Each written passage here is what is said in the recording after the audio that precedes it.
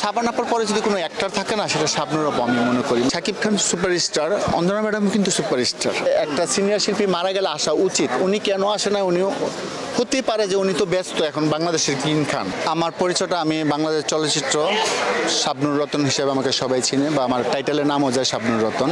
এই নামের রহস্য আসলে আমি যখন নৃত্যশিল্পী ছিলাম, আমি শাবানা আপার হাত ধরে আসছি, তখন আমার সত্যিকারের নাম কিন্তু রতন, কিন্তু শাবানা আপা ভালোবেসে রতন বলতো। একটা ছবিতে আমি কমেডিয়ান ছিলাম, মন বসে না পড়ার টেবিলে, তো ওই ছবিতে আমার নামটা চেঞ্জ করতে চাচ্ছে, আরেকটা রতন আছে, হ্যাঁ, তো বলতেছে যে দুইটা নাম এক হয়ে যাবে, এখন এই রতন দিলে মানুষ মনে করে ওই রতন, তো তোর নামটা চেঞ্জ করতে চাই।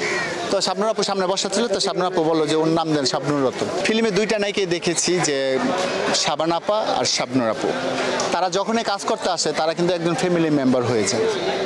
তারা ভাবে না যে আমরা একজন সুপারস্টার। শাবানা আপার পরে যদি কোনো অ্যাক্টর থাকে না, সেটা শাবনূর আপু আমি মনে করি। শাকিব খান সুপারস্টার, অঞ্জনা ম্যাডাম কিন্তু সুপারস্টার, এককালের, এখনও সুপারস্টার। যারা একবার সুপারস্টার হয়ে যায়, তারা কিন্তু যুগ যুগ ধরে সুপারস্টারই থাকে, নামটা কিন্তু পড়ে না।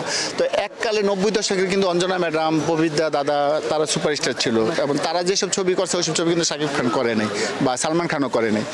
তো এখন আমি মনে করি যে একটা সিনিয়র শিল্পী মারা গেলে আসা উচিত। উনি কেন আসে না? উনিও হতেই পারে যে উনি তো ব্যস্ত এখন বাংলাদেশের কিং খান।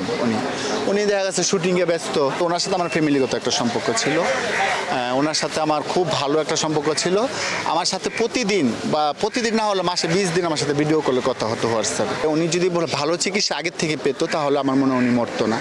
চিকিৎসার অবহেলার কারণে, কোন কারণে যে ওনাকে হাসপাতালে নেওয়া হয় না, কিন্তু মনে একটা ভুল করেছে, শিল্পী সমিতিকে জানাতে পারতো উনি, বা ওনার কলিগ যারা ছিল তাদেরকে ফোন করে বলতে পারতো যে এমন আমাদের একটু মানি প্রবলেম, মা তো হাসপাতালে নিতে হবে বা ভর্তি করতে হবে, তাহলে করতো।